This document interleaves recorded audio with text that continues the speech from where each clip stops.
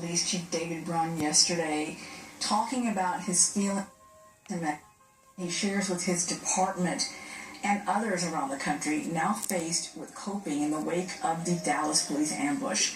Officials in New York City, Philadelphia, and other big areas are stepping up security precautions, directing officers to patrol in pairs after a gunman murdered 5 officers at a peaceful protest Thursday night. Joining us now on the phone, Pat Dawson, who is a former New York City police detective, with his thoughts. Pat, thank you so much for joining us. Right now, there are a lot of officers that I've spoken with, even prior to this incident, who have been feeling that there has been a target on their back. They don't feel appreciated or supported. And it was really heartbreaking to listen to the police chief as he echoed those words and sentiments yesterday in that very emotional news conference. Good afternoon, Uma. I couldn't agree more. Chief Brown's words were eloquent as well as from the heart. Seems like a terrific guy, and this thing really stuck a dagger in him. But the fact is, he hit it right on the head. Words have consequences. Rhetoric has consequences. In the case of the recent murders of 5 police officers in Dallas, those consequences proved deadly. It's very sad, Uma. No lessons were learned after the brutal assassinations of police officers Wenjin Liu and Rafael Ramos in Brooklyn last December of 14. As you may recall, those murders were fueled in part by hateful rhetoric from the racial hate mongers and irresponsible statements by Mayor Michael de Blasio. And what you have here is a doppelganger, another example of where the consequence of these words empowered a deranged individual who was emboldened by the racial hate mongering and went out there and shot 7 and wounded 5.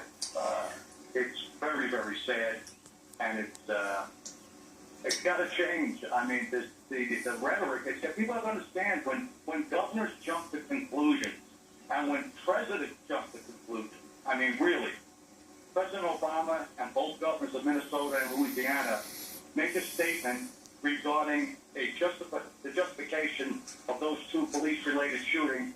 It takes Talmudic scholars thousands of hours to parse through the pages in terms of determining justification on a death penalty phase.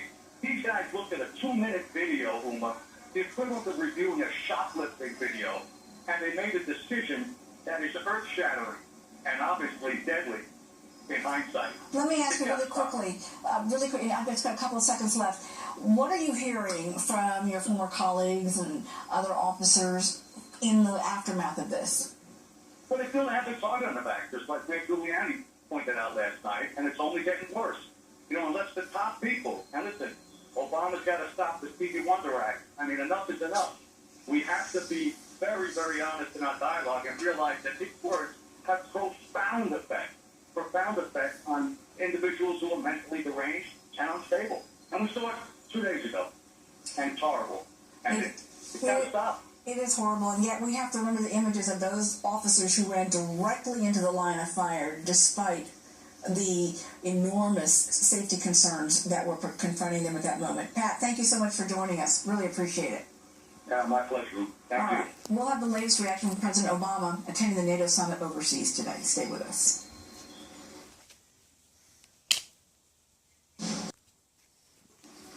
Welcome back. As we've been reporting, President Obama will be returning to the U.S. 1 day earlier than planned in light of the deadly ambush on police officers in Dallas. The president speaking today about the mass shooting while he was in Poland, saying Americans of all races and backgrounds are rightly outraged about this situation. Meanwhile, NATO leaders reach an agreement to help countries at the mercy of ISIS in the Middle East and North Africa. Joining us now, White House correspondent Kevin Cork, who is live in Warsaw with the very latest. Kevin?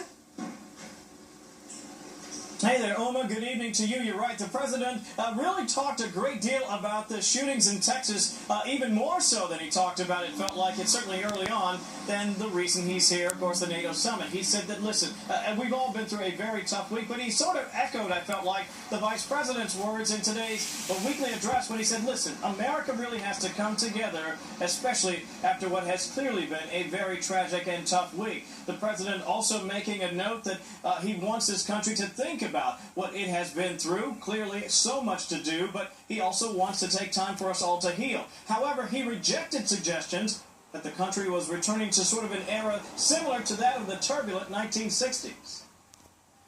As tough, as hard, as depressing as the loss of life was this week, we've got a foundation to build on. We just have to have confidence that we can build on those better angels of our nature. President also confirming that in cutting short his trip to Europe, he'll head to Dallas later in the week, hoping to ease the pain of a city that's just been... President also confirming that in cutting short his trip to Europe, he'll head to Dallas later in the week, hoping to ease the pain of a city that's just been rocked by the violence. But if you thought he'd stop talking about guns and gun violence, think again. We can't just ignore that and pretend that that's somehow political or the president is pushing his policy agenda. It is a contributing factor, not the sole factor, but a contributing factor to the broader tensions that arise between police and the communities where they serve. So clearly what the president wants to do is at least make that a part of the discussion. There are a lot of people, Uma, who feel like the timing's wrong. He probably should leave that to another discussion, especially with emotions being so high and frankly raw. But the White House says he'll keep talking about it because he feels like it's an issue worth talking about. All right. Kevin, thank you very much. And we're going to continue with our special coverage in the aftermath of the Dallas ambush. Stay with us. Thank you, everybody. What's it like to be in good hands? It's 9/11 itself. Casey Stegall is reporting live from the Dallas Police Department in downtown Dallas with the very latest. Casey, what's going on where you are? Eric, sorry, I know we've got crews everywhere. I'm actually at the crime scene in downtown Dallas, which is not far from police headquarters, but this is where the shooting went down, only about 2 blocks behind me. This is as close, obviously, as police are letting us get because multiple law enforcement agencies led by the FBI are back there processing what they characterize as a very elaborate and widespread, a large crime scene that they have to go through. City leaders, in fact, tell us that this swath of downtown Dallas will likely be closed until Wednesday while the processing of the scene plays out. Now, the ATF has approximately 30 agents working on the ground here, all from the local ATF Dallas office. A large part of what they're doing is trying to recover all of the shell casings. And the hope is that they will lead back to registered firearms, where they were purchased, maybe who provided them to the shooter. Was it something that he got online, got on the black market? That is important. So that's why those shell casings are key here, in addition to the weapons, because police say so far 2 guns have been recovered, what they characterize as a assault-style rifle, a semi-automatic, likely an AR-15 variant of some sort, and also a handgun. Now, at the time the gunman was exchanging fire, he was also exchanging words with Dallas police in that more than 2-hour-long standoff that ensued in the parking garage just back there.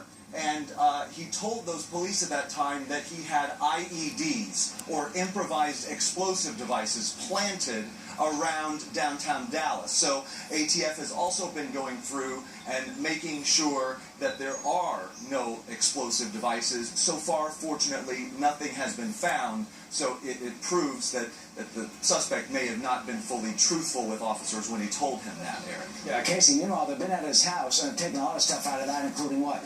Some bomb-making material, journals, and this sort of thing. What else have they found? Yeah, he lived with his family inside a home in Mesquite, Texas, which is a suburb of Dallas. It's only about 12 miles or so to the east.